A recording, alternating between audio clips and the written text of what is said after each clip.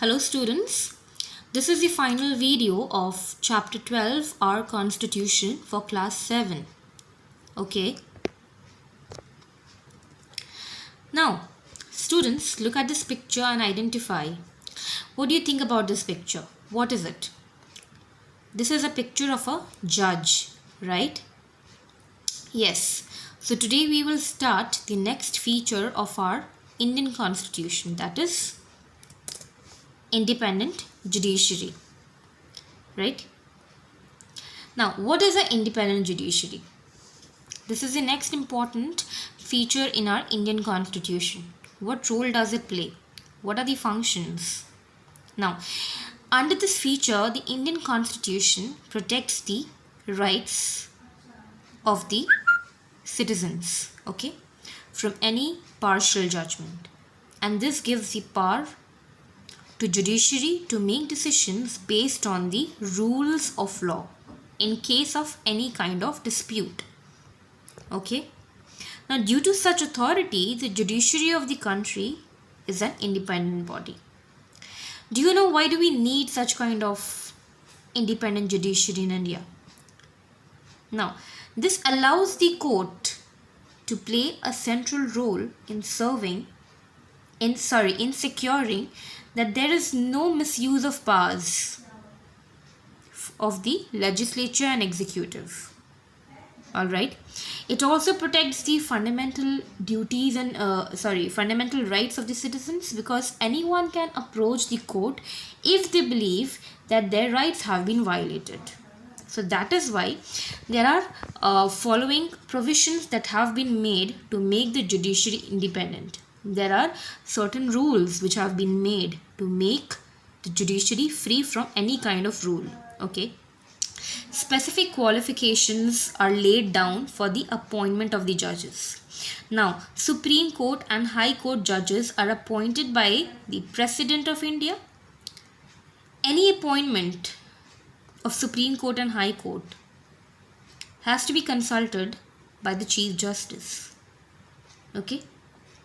And the judges can be removed from office only if it is approved by both the House of Parliament. I hope you remember the two houses of parliament, Lok Sabha and Rajya Sabha. Okay. Now if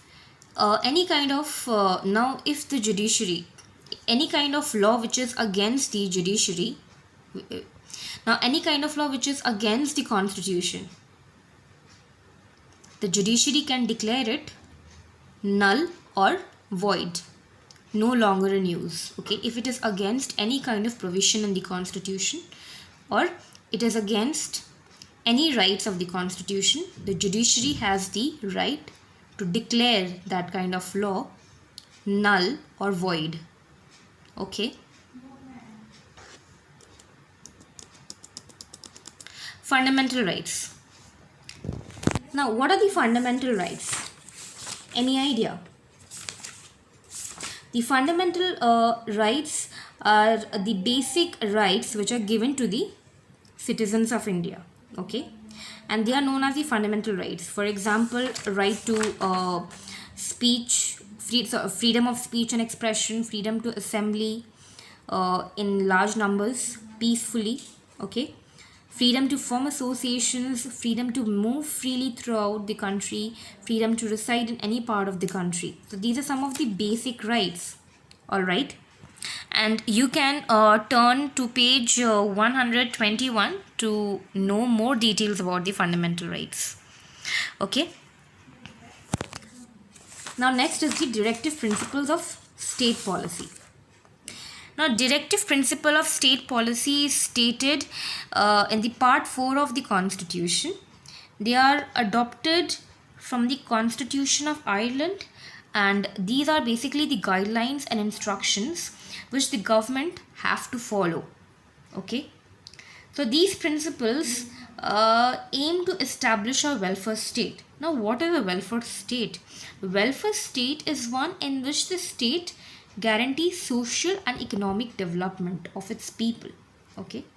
Therefore, government must keep these principles in mind while framing laws and policies. Okay. Next, single citizenship. Now, what is a single citizenship? In India, we have a single citizenship. That means people who are born to the citizens of India are citizens of the nation and not of the state particularly. Okay.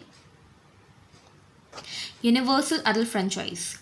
Now, this means that all the adult citizens have the right to elect their representatives to the government. This means anybody who is above 18 years of age has the right to vote, irrespective of caste, religion, status, or gender.